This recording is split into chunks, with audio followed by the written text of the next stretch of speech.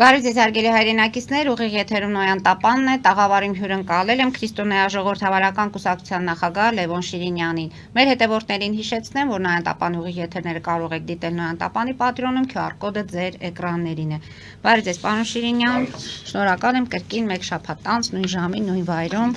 հանդիպում ենք եւ քննարկում ենք, թե ինչ է կատարվում այս վերջին օրերին։ Վերլուծելով Փաշինյանի հանդիպումները եւ այդ դիվանագիտական հանդիպումները ուզում եմ լսել ձեր կարծիքը։ Արդյոք այս ամենը ինչ որ տեղի ունենում Հայաստանի սահմաններից դուրս այլ երկրներում դրանք կարող են ազդել Հայաստանի անվտանգային իրավիճակի վրա եւ պարոն Շիրինյան հաշվի առնելով նաեւ ներքաղաքական իրավիճակը այդ համատեքստում թե ինչ քննարկումներ են անում Փաշինյանի հանդիպումների արդյունքների հետ կապված արդյոք Հայաստանի ամենաուղղակի սպառնալիքը դրանք արտաքին գործոններն են թե մեր ներքին քաղաքական իրավիճակը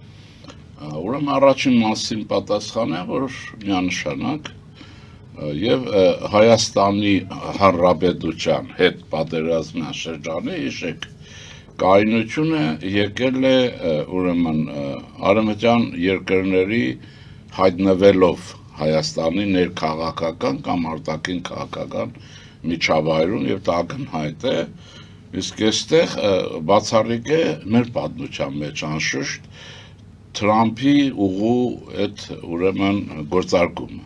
որի աշխատանքներն սկսվել են, տեսեք, ամերիկյան ոչ էլի, ասեցին անել, ուրեմպես որ և հիմա չեմ ուզում ասեմ 100%, որտև այդ չափը դժվար է դրնել, հիմա թող Ալիև չի, որը մեկը փորձի Թրամփի ուղիով հարցակվի, Սա իրոք ռազմավարական վերադասավորում է, թե ռազմավարական վերադասավորում եք համարում։ Իհարկե հիշում եք, որ երբ որ հեղափոխությունը սկսվեց, այս գործող վարչապետը ամեն օր կրկնում էր, որ աշխարհաքաղաքական ենթատեքստ չկա։ Ամեն օր մի քանի անգամ էր ասում։ Ես ինքս դոկտորական եմ գրել 6 թվականին եւ հենց աշխարհաքաղաքականությունից Հայաստանի դա հայտնի բան է եւ ես այդ առաջորն էլ ասել եմ որ ինքը կամ դիտավորյալ է ասում ռուսների չարությունը գրգռելու համար կամ էլ առայժմ չի գնահատում կամ դժվար է գնահատում կամ իրենց միջավայրում դա դեռևս աշխարհաքաղաքական չեն ասում բայց դա միանշանակ աշխարհաքաղաքական է հիմա մենք ըստ էության այս կամ անգերբ, եթե արևմտյան, այսպես մի քիչ զգուշ խոսեմ, հետո ավելի ճշգրիտ կլինենք։ Ընդ որում զգուշը իմ համար չի, հանրության համար։ Եթե չենք կարող ասել, որ Հայաստանն արդեն ամերիկյան ազդեցության գոտի է ընդգրկվել, գեոստրատեգիական իմաստով, այսինքն մեծ համաշխարհային պատմական իմաստով, քաղաքական, ապա ռուսական ազդեցության գոտուց դուրս է եկել, կամ շատ քիչ է մնացել դուրս գալու համար, կամ չէ, և սա օբյեկտիվ ընթացք է, սա որևէ մեկի ցանկության հետ կապ չունի, որովհետև աշխարհաքաղաքական գործընթացները տեկտոնական շարժերի նման են, երկրակեղևի պայթյունը երկրաշարժը ինչպես է լինում, կեղևում երկրին ընդերքում էներգիայի այնպիսի կուտակում է լինում տարիների ընթացքում, որ նա խտանալով հանկարծ որտեղ այնտեղ միացումներ կան պլաստների կամ հարթակների թույլ տեղը տալիս եւ ճակից դուրս է գալիս պատական չի որ մեր մոտ աղետալի երկրաշարժը Սպիտակի եւ Ալեքսանդրապոլի կամ Լենինականի կամ Գյումրվա որտեղ այստեղ է պլաստն անցնում դեպի Կարմիր ծով եւ այլն որ երկրաբանություն եմ ասում եւ սա այսպեսին է հիմա Ես կարծում եմ, որ ռուսները դրա հետ համաձայնվել են իրենց մտքերի մեջ, որտեղ ուժ չունեն հետ տանելու համար, արդեն, բայց ուժ ունեն երկրում անվտանգության սպառնալիք առաջացնել իրենց էմիսարներով, իրենց օլիգարխներով, եւ մեր ժողովրդի անհիմն ռուսասիրությամբ, չնեղացնեմ մեր ժողովրդին, էլի, որը հիմք չունի եւ վտանգավոր է։ Ես չեմ ասում Ընդհանրապես որևէ ժողովրդի չպետք է սիրի, որևէ ժողովուրդ։ Ինքը պետք է հարգի, չհարգի, ինքը առաջին իրեն պետք է հարգի, որ իրեն սիրի, մնացածը երկրորդական հարցը, այստեղ մենք էլ պրոբլեմ ունենք, ինչի ունենք, որտեղ Կիլիկյան Հայաստանից հետո, երբ առաջին հանրապետությունը վերականգնվեց, ազգային պետություն չառաջացավ 2 տարի հետո սովետական իշխանություն եւ ազգային գաղափարը են որ կա, միավորում է ժողովուրդներին չկա։ Եթե մենք հիմա ազգային գաղափար ունենայինք, այդ բանը որ ասում են, այդ կլներ, օրինակ ես համոզված եմ, որ այդ գաղափարը մենք ունենք։ Դա քրիստոնյա ժողովրդավարական կոնցեպցիան է, որտեղ մենք պետականորեն ենք ընդունել տարբերություն այդ հրճագելերը, բայց հələ որ չի խմորվել, որտեղ մեր մտավորականության հիմնական մասը, միջին մտավորականը մնում է բոլշևիկ։ Աթեիստ։ Չվիրավորելով, աթեիստ, բոլշևիկ չէ, որտեղ եւ այդ դասագրքերին գերի, որոնցով ինքը սովորել ակադեմիական կամ բան, իսկ այդ դրանց ենթատեքստը ռուսական ենթատեքստ է, հայկական չի, հայկական շահը այնտեղ ստորադասված է ռուսականին, դրա այն ֆորպոստը ձեզ մոտ էլ են շատ ասում, ինչ է ֆորպոստը, որովհետեւ մի բան որ Ռուսաստանը պետք է ռասխոտ տանի, մեզ էլ անում է ռասխոտ, այս վերջերս էլ գրել էր այդ ֆորպոստը Ժուկովկա, Ստալինի փեսանը Ռոստովից, ակադեմիկոս է, դա ասում է Հայաստանում է բանն է, ֆորպոստն է, հորից իրեն էր տրված էլի, Հայաստանը ֆորպոստ չի կարող լինել, ընդ որ հայկական լեռնաշխարհի հարավ-արևելյան այսպես չէ, հյուսիս-արևելյան հատվածում ենք մենք, որպես հանրապետություն, հայկական լեռնաշխարհը 350-400 քառակուսի կիլոմետր է, եւ դա օբյեկտիվ իրողություն է, սա ցանկությունով չի, հիմա անվտանգ իհարկե այդ բոլորը ստացել է եւ բոլորի լավանում է։ Պատական չի որ նայեցեք Թրամփի ուղղությամբ Հայաստանում հունվարին տեղի ունեցան հայ-ամերիկյան հարաբերություններում ավելի շուտ ես ասեի սկզբունքային, դարակազմիկ չասեմ, բայց սկզբունքային, եթե ուրեմն հաջողությամբ գործը գնա, կվերածվի դարակազմիկի, բայց կարևորագույն տեղաշարժ եղավ, երբ որ Վաշինգտոնում ստորագրվեց Թրամփի վարչակարգի կողմից արդեն ստացած ժառանգություն դեմոկրատներից հայ-ամերիկյան ռազմավարական գործընկերության առաջին անգամ գործընկերության համաձայնություն ստորագրվեց։ Այսա ես այնժամ Հայաստանը շարժվում է դեպի այսպես եւ անվտանգություն եւ զարգացում, որին պիտի ինքը կարողանա սպասարկել եւ ժողովրդավարություն։ Հիմա դրանից առաջ էլ հիշեք Նենսի Փելոսին, դեմոկրատ արդեն, երբ Վաշինգտոնից եկավ, հիշում եք դա փայլուն բաներ, Երևան եկավ եւ այն ինչ ասեց։ Ասեց ժողովրդավարությունը շարժվում Ամերիկայից Ուկրաինա, Ուկրաինայից Թայվան, Թայվանից էլ դեպի Հայաստան։ Եվ այս շրջանում է, որ ես հայտարարեցի, որ ուրեմն առաջացել է ժողովրդավարության պատնեշ, վալ, հյուսային հյուսային օվկիանոսից, ուրեմն Ֆինլանդիա, հիշեք, նայեցեք, քարտեզ ենք նայում, մեծ բարձրության պետություններ, Լեհաստան, Ուկրաինա, Վրաստան, Հայաստան, մինչև Արաքսի հովիտ։ Այսա դեմոկրատիայի պատնեշն է վալը, որ առաջացել է եւ դա այդ Նենսի Փելոսի ասած, որից հետո եթե կարող ենք ստուգենք, որ Հայաստանի սահմաններին կաշճանաբար եկավ խաղաղություն, ես ենթադրում եմ, հույս ունեմ ավելի շուտ, որ գոնե հիմա ողջախոհություն կունենանք նաեւ ներքին իմաստով բանակի վերակառուցում, որտեղ սա է առաջին փաստարկը, առաջին փաստարկ եւ վերջին փաստարկը բանակի հզորությունն է, հետո պետության եւ հիմա եւ այսպես եւ պատական չի որ նայեցեք մենք 30-40 տարվա մեր պատմությունը որ դիտում ենք մեր աչքի առաջ է եղել ուրեմն Հայաստանն առաջին անգամ լայն շերտով ընդգրկվել է համաշխարհային քաղաքականության տարբեր շերտեր ընդ որում ոչ пассив շատ հաճախ որպես կողմ Շանհայ տարօրինակ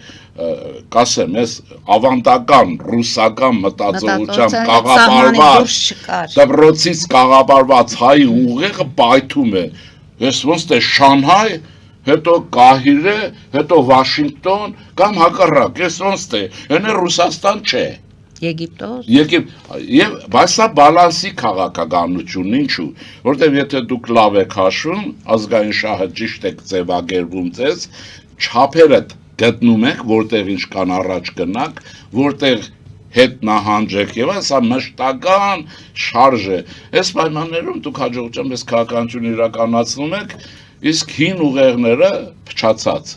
չվիրավորելով ժանգոտ ուղեղները չեն կարողանում դա ընկալել, ժամանակից հետ են մնացել։ Հիմա լավ է, որ Հայաստանում կան մարդիկ, որոնք այս տեղաշարժ ընկալում են, եւ սա երկրորդ դեպքն է մեզ համար, բայց ավելի լայն բանով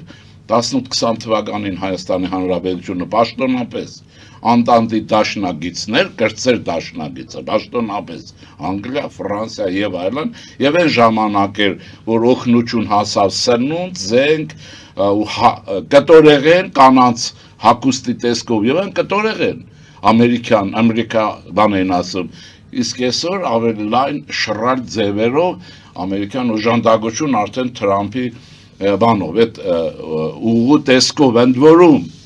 Էնել այնպիսի մի վիճակով, երբ հստակ հայտարարվում է, որ դա ինքնիշխան, ուրեմն պետության, Հայաստանի մասին է խոսքը, տարածքում տեխնիկական եւ այլ համագործակցության մասին է։ Ես ասեմ հիմա Ավետիս Ահարոնյան, եթե կենթանիներ կասեր,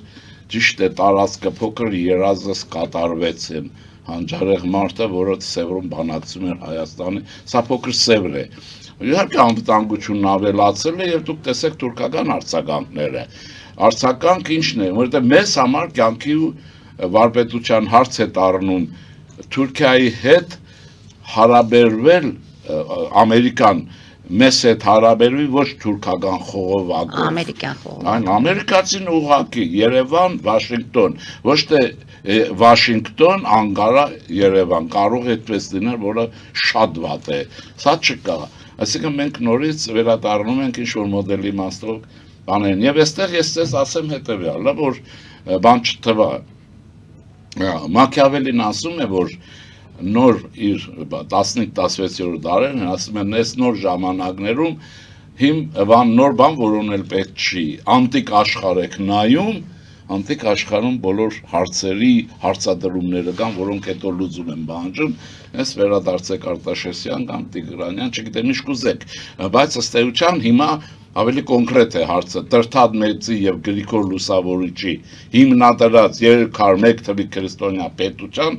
ինդիգենացված իմաստով վերածնունդ է տեղի ունենում, դրանից է նաև Ռուսաստանի կատաղությունը, որ ինչ ոհմակներ ունի Հայաստանում փողոց է լցրել եւ դրսից է կազմակերպել, որովհետեւ մարդիկ գիտեն, թե ռուսական գաղտնիծառայություններ որպես կանոն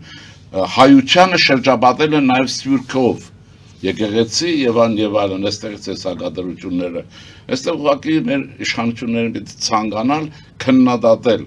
ավելի հետևողական չլինելու, ավելի բեղմ լինելու համար, որովհետև այսպիսի խախուտ ժամանակներում, երբ դեմոկրատական ընթացակարգ է ինքը օրենսդրություն եւ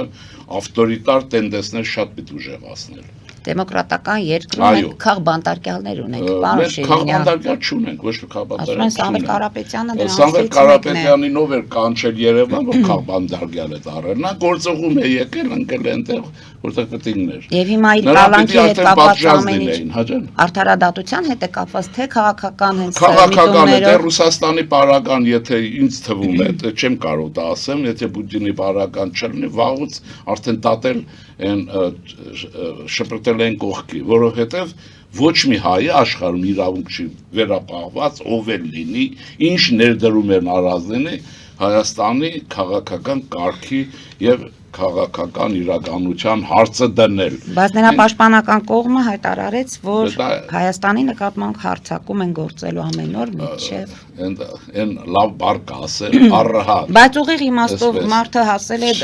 զուտ միջազգային իրավական նորմերի մասին է խոսքը։ Հազար անգամ ասեցի զուտ հայկական իմաստով, որոնք չկա այդպիսի բան չի կարող լինել։ Ուրեմն քաղբանտարկյալ Հայաստանում չկա, քաղաքալացյալ էլ չկա։ Մենք տեսնում ենք այլապես եթե դա լիներ, առաջի հերթին ոչ թե մարդիկ կմեկուսացվեին, այլ այս լրատվական կառույցի աղբը կհավաքվեր, այդ կայքեջեր, SS, fake եւ այլն ինչ որ անում են։ Դա է պետք փակել, ոչ թե որևէ մեկին քաղաքական աշխարհայացքի համար, որտեղ նրանք քայքայում են։ Հիմա դուք համարում եք, որ ամեն ինչ արդարադատության շրջանակներում է տեղի ունենում, թե Ես վստահ եմ, որ այո, որտեղ Եվ նաև կուզենայի, որ իշխանությունը այդպես որվել, ինչու, որտեղ սրանք միկրոսկոպով ուշադրության կենտրոնում են դրսից, հատկապես Մոսկվայից, եւ այստեղ թույլ չպիտի տալ, նաև բանից մեր բարեկամներ արևմուտքում պիտի տեսնեն, որ Հայաստանում դեմոկրատիայի հաղթանակ կա իր դժվարություններով եւ արտարադատություններ։ Առաջի բլանում այդ անհեթեթությունը այն մի բան կա, arciepiskopos կար, նստած գեներալ չունեք, կագեպե չունեք, հելն ասում է, բայց արդար բան եմ արել, հեղաշրջման փորձ, ես դրա համար ինչ պետք է ասեմ, առաջարկեմ, էլի, ցանկացածի համար, եղբայր, ուրեմն գոնե, հա, Օքսֆորդի քաղաքագիտական բառարանը հայերենով թարգմանած կա,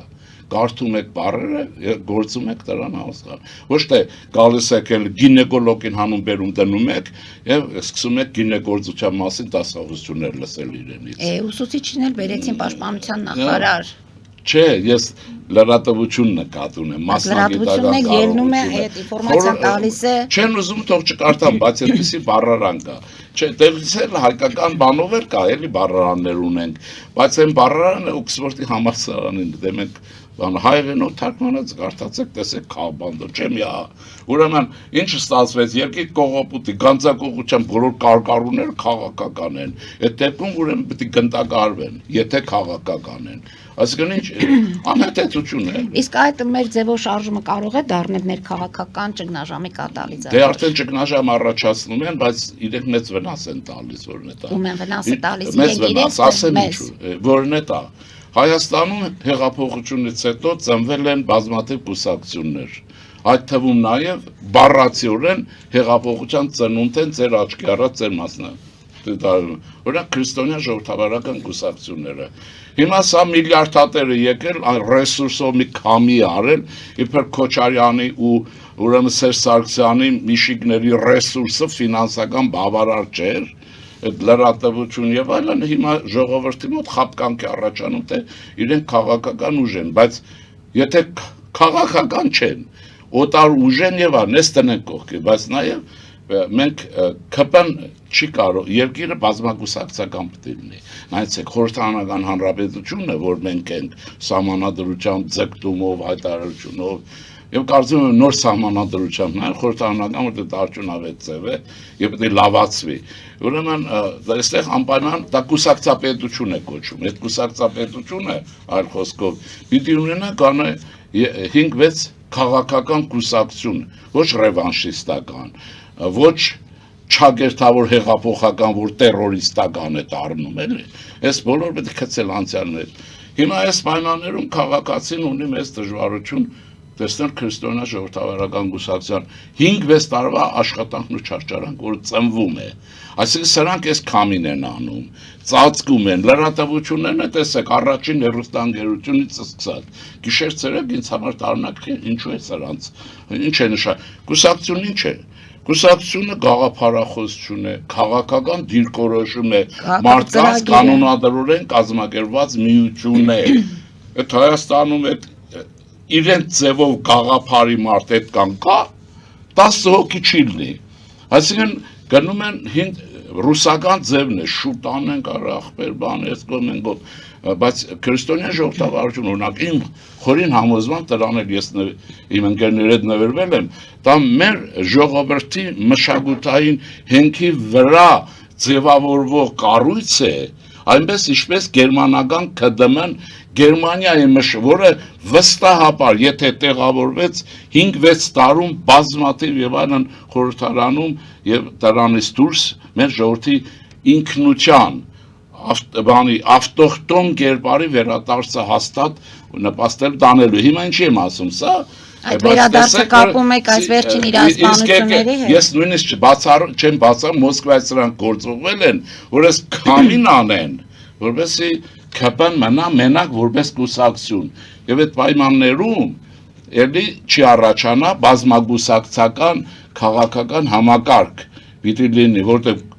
գոնե 3-ը պիտի լինեն աճ, ցախ եւ կենտրոն։ Սա եթե սա պետության բանաձև է, քաղաքագիտական եւ այլն, բայց ինչ է լինում։ Թոփոհը սկսել են ոչ մի խոսակցություն չկա, գաղափարախոսության, քաղաքական դիրքորոշման, մի հատ բառաշուն Ռուսաստան, այսինքն դատարկ տեղն են ամեն ինչը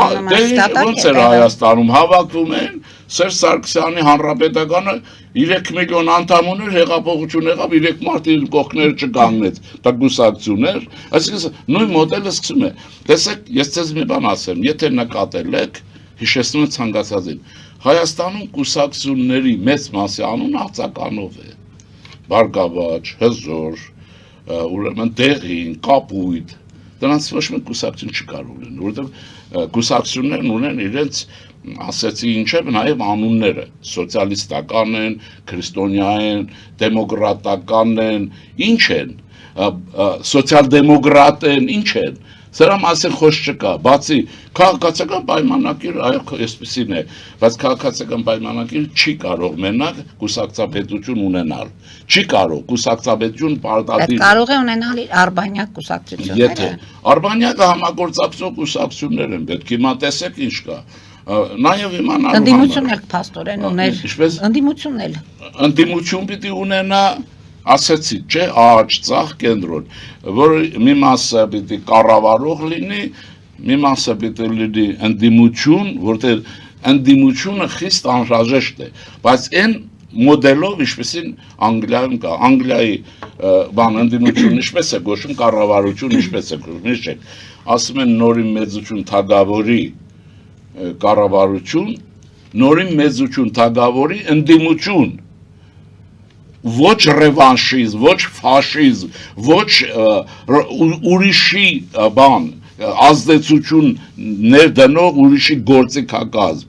Եվ այսպես սա մոդել է, նույնն է Գերմանիայում, տեսեք այլընտրանքային կուսակցության հանդեպ Գերմանիայում ինչ վերաբերմունք կա, որտեղ ենթադրում են ռուսական ազդեցությունը տակից մտել է եւ այլն։ Ուզում եմ ասել, սրանք պետք են։ Հիմա ձեր ասած ինչ կուսակցությունը,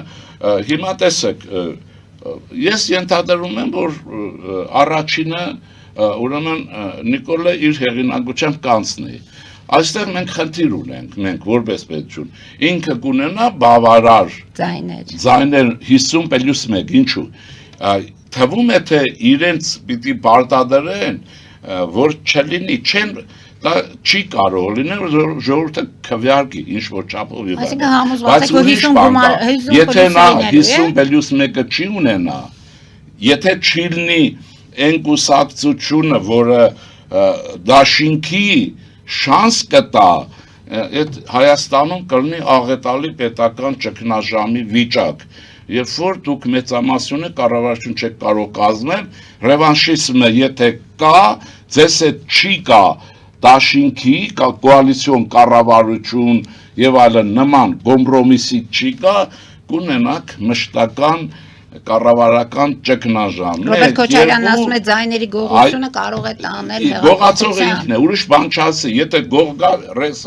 այստեղ այդ սեգմենտում է, գող, քծող, խապող, գանձագող, ինչ ուզում են, այս բոլորը ընտեղ է, այդ ոչ մեկը, ես տարօրինակը գիտեք ինչ է այդ մարդկանց, օրինակ այդ բառերը չօգտագործել, բոլորը գիտեն իրենք են, իմ ասածով ոչի, բոլորը գիտեն, որ տեսեք, քանի վարչապետ ու նախագահ բոլորը քրեական գործով են, ասում ինչից Գանձագողությունից, մեկը մանկապարտեզ է գողացել, մեկը ավազ է գողացել սահմանների մեջ, մեկը փակել է հիվանդ, հիշում եք Մարալիկի ժամանակին դպրոցի հիվանդանոց խնդիրը կար, 20 անգամ այդ օրերին ելույթ եմ ունեցել, ոնց կարելի է պատերազմով դե չկար պատերազմ իրադրության մեջ փակել հիվանդանոց եւ այլն։ Այդ բոլորը կարող է բանվորներն էին անում այն բաները, հա։ Ուզում եմ ասել, այդ գող բան կա անցյալի մեջ է, իրենց մեջ է։ Զուրդեղը բան չանեն, այդ բոլորը նախ չեն հավատա, ժամանակ էլ ճվադնեն։ Հիմա դրանով ուզում են լողանալ, բայց դա չի ստացվի։ Հիմա ինչ էի ուզում ասել, այստեղ այդ ճգնաժամերի ժամանակ միշտ լինում են քույր կուսակցություններ կամ համոզմունքները մոտիկ կամ ազգային անվտանգության մոտ, որոնք կոալիցիա են կազմում Հայաստանում, ես ենթադրում եմ իրենց խնդիրը կառավարական մշտական ճգնաժամ առաջացնելն է։ Այդ պայմաններում կլինեն արդեն նոր ընտրություններ, եթե կլինեն հեղաշրջումներ, ցնցումներ եւ այլն։ Ուրեմն սա ամենավտանգավոր տարբերակն է, չնայած ժողովուրդն իր պարտքը ոնց որ թե կատարած կլինի, դե ինչ որ է Նիկոլին ինք առաջ է մղել, բայց այդ Նիկոլը թվերն ունի թե չէ, էս է։ Այս սա շատ վտանգավոր վիճակ է, սա է, որ մնացածը իրենք իհարկե կարող է մտածեն, էսը հուպ կտանք, կանցնեն կոնե 51-ը, բայց այսօր լավ հաշիվներ են պետք։ Հիմա օրինակը բերեմ Գերմանիայից, հա, որովհետև Գերմանիան ինձ համար մոդելային է, ոչ թե լավ է, վատ է, լավ է նախ, առավելությունը ինքը որպես կուսակցապետություն, ինքը լավագույններից է, դեմոկրատիան լավագույններից է, եւ երկիրներ զարգացող, գիտ Գերմանիան ինչ է լինում, ԿԴՄ-ն երբ որ չի կարողանում առաջ անցնել, նրա կողքին անմիջապես այդ որ ասեց 50-1-ը չի լրացնում եւ որպես կանոն չի լրանում, այսինքն այնտեղ էլ կուսակցական դիկտատուրա չի առաջանում, դա դրական է։ Այնտեղ քրիստոնյա սոցիալական միությունը, որ Բավարիայի ԿԴՄ-ն է, անմիջապես կոալիցիոն ձեռք է մեկնում, իրենք հարցը փակում են ԿԴՄ-ն զիջում է քաղաքականության մեջ սոցիալական ոլորտներում, որտեղ նա ավելի սոցիալական է, Գերմանիան շարժում է կամ սոցիալ-դեմոկրատներն անցնում են, ուրեմն Գերմանիայում կան նաև ազատ դեմոկրատական կուսակցություն կա, փոքր, բայց կազմակերպ, երկուսն էլ շատ կազմակերպված են, եթե վերցնեք շատ ավելի հզոր են, քան շատերն են, իրենք այդպես են, ամենիսավես սոցիալ-դեմոկրատների հետ դաշինք են կազմում եւ այս իմ ասած մահացու վիճակը Գերմանիայի համար չէ թողում առաջանա, Հայաստանում դա կարող առաջանալ։ Պարոն Շիրինյան, դուրս գան կարճատև գովազդային դադարի եւ որից հետո մենք խոսենք, թե ինչու Մեծ Բրիտանիան ամբողջությամբ կչեղարկի Հայաստանի եւ Ադրբեջանի զենքի մատակարարման էմբարգո։ Դրա մասին կխոսենք։ Հարգելի հայրենակիցներ, կարճատև գովազդային դադար, որից հետո կվերադառնանք տաղավար եւ կշարունակենք, հետեւեք խնդրեմ։ Ֆելիչե ժամանակակից ատամնաբուժական կլինիկա։ Այստեղ հարմարավետությունն ու խնամքն առաջնային են։ Այստեղ կիրառվում են ատամնաբուժական ամենաժամանակակից տեխնոլոգիաներ, ճշգրիտ ախտորոշում, արդյունավետ բուժում, նուրբ փորձառություն եւ անհատական մոտեցում։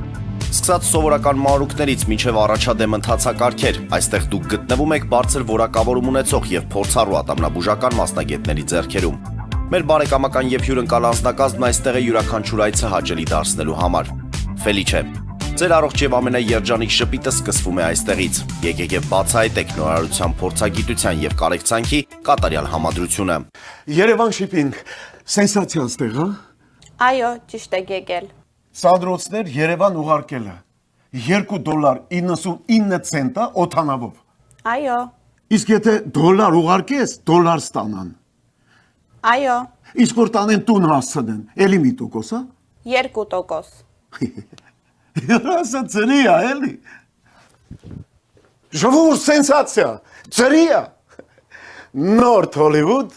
Գլենդել։ Ջաքփաթ հագուստի խանութը երկրորդ մասնաճյուղն է բացել Գլենդելի սրտում, որտեղ կարող եք ձեռք բերել եվրոպական եւ ամերիկյան ընտիր հագուստեղեն, կոշկեղեն, աքսեսուարներ, պայուսակներ ամենահարմար արժեքներով։ Նաեւ կարող եք ցանկացած ապրանք պատվիրել եւ ձեռք բերել կարճ ժամանակում։ Ջաքփաթի Գլենդելի հասցեն է 1135 North Pacific Avenue, հեռախոս 818 813 2252։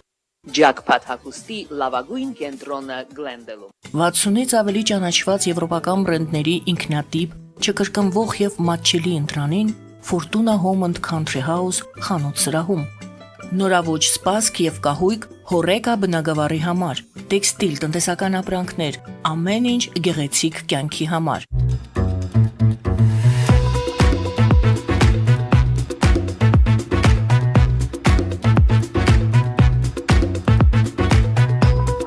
Արարատ ռեստորան, ընտանեկան եւ ընկերական ժամանցի լավագույն հասցե, սիրված արտիստներ, հյուրընկալ մթնոլորտ, հարուստ ճաշացան, անմահական խորտիկներ, Արարատ ռեստորան, հասցեն անփոփոխ, սիրով սպասում ենք ձեզ։ Լավագույն պաղպաղակ, բնական, համեղ եւ մատչելի գներով պաղպաղակը կարող եք ձեռք բերել բոլոր հայկական խանութներում։ Պահանջեք հայկական պաղպաղակ, Թամարա պաղպաղակ։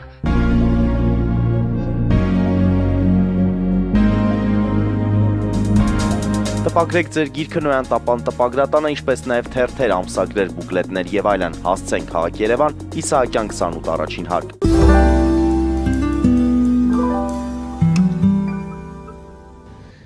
Արգելի հայրենակիցներն ու տապանը կրկին եթերում է եւ հիշեցնեմ, որ իմ հյուրն է Լևոն Շիրինյանը։ Պարոն Շիրինյան, ինչ քաղաքական շարժառիթներ եք տեսնում, ինչու Մեծ Բրիտանիան ամբողջությամբ որոշեց, որ կչեղարկի Հայաստանի եւ Ադրբեջանի զենքի մատակարարման էմբարգոն։ Ուրեմն ասեմ ենթատեքստ է, որովհետեւ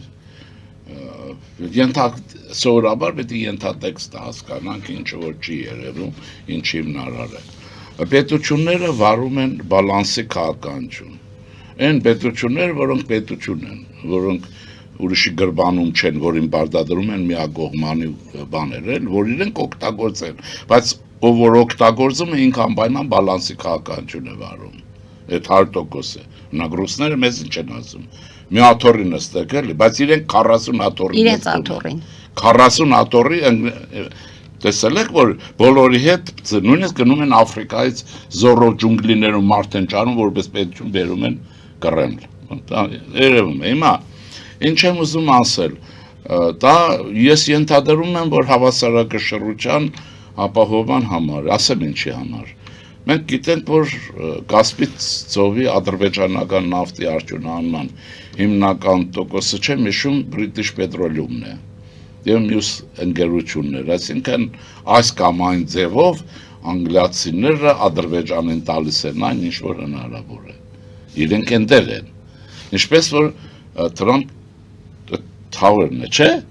Սեն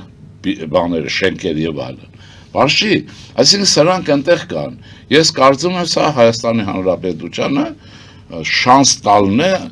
բրիտանական, անգլիական, այսպես կամ բանից օգտվելու համար, սա է։ Հիմա ինչպես հասկանանք, դա ճիշտ է, թե չէ։ Եվ տարածաշրջանի անվտանգային հավասարակշռության վրա։ Հավասարակշռությունն էսպիսին, այո, ձեր ասածն է։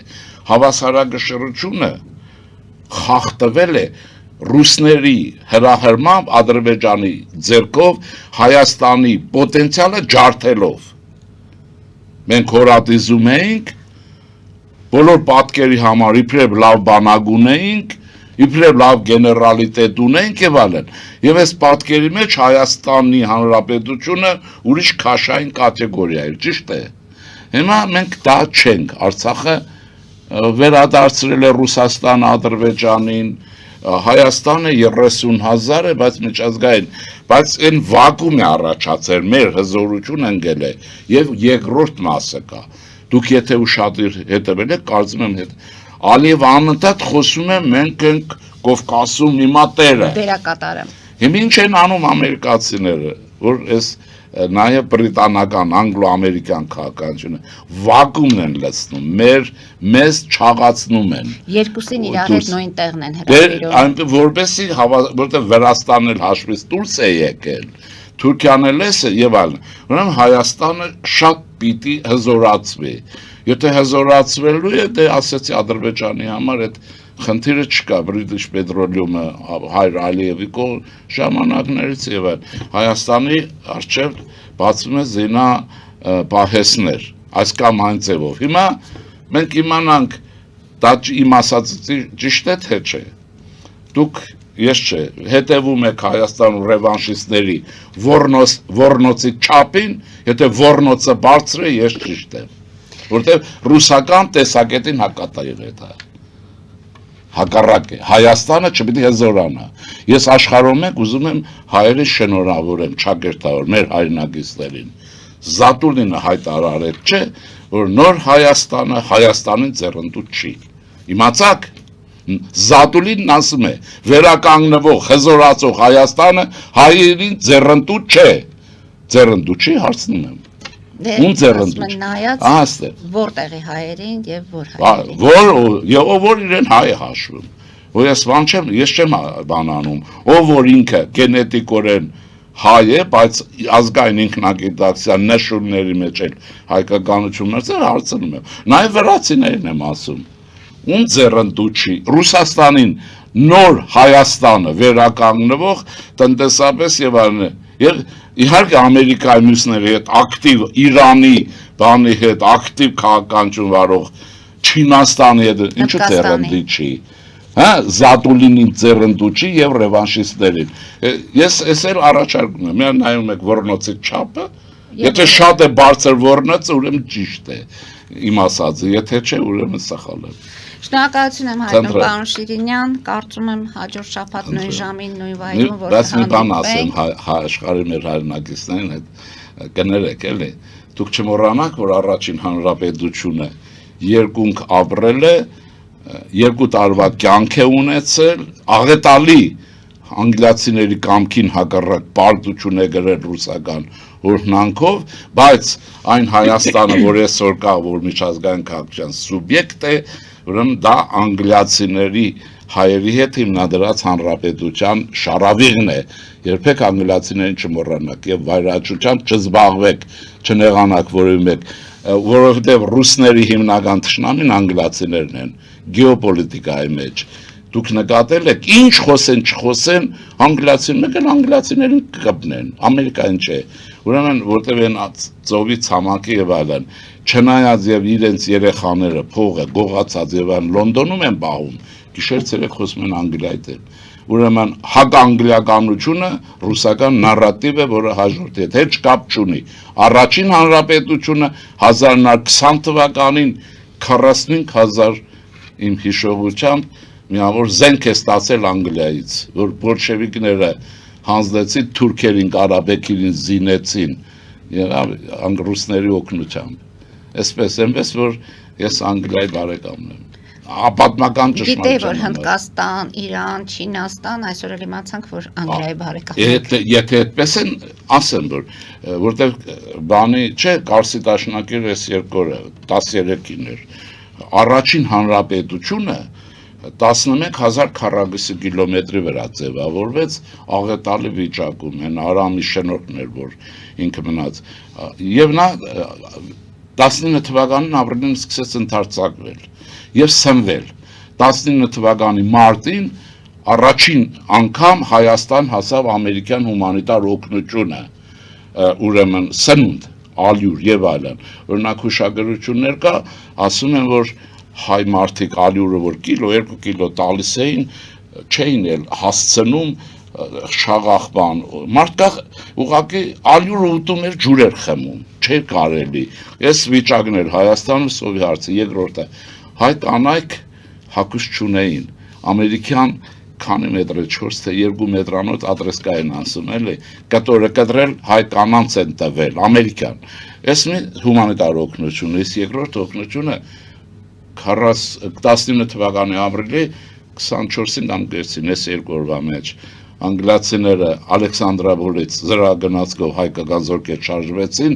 Կարսը հանձնեցին Հայաստանի Հանրապետությանը եւ Կարսի ամբողջ մարզն արտահանող Հոլտիևը անգլիացիները։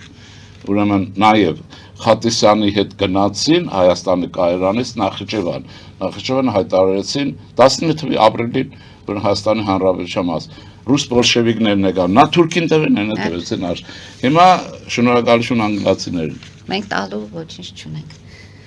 Շնորհակալություն, պարոն Շիրինյան, կհանդիպենք հաջորդ շաբաթ։ Հարգելի հայրենակիցներ, այսօր այսքանով ավարտում ենք, հետևեք զարգացումներին, մնացեք խաղաղությամբ։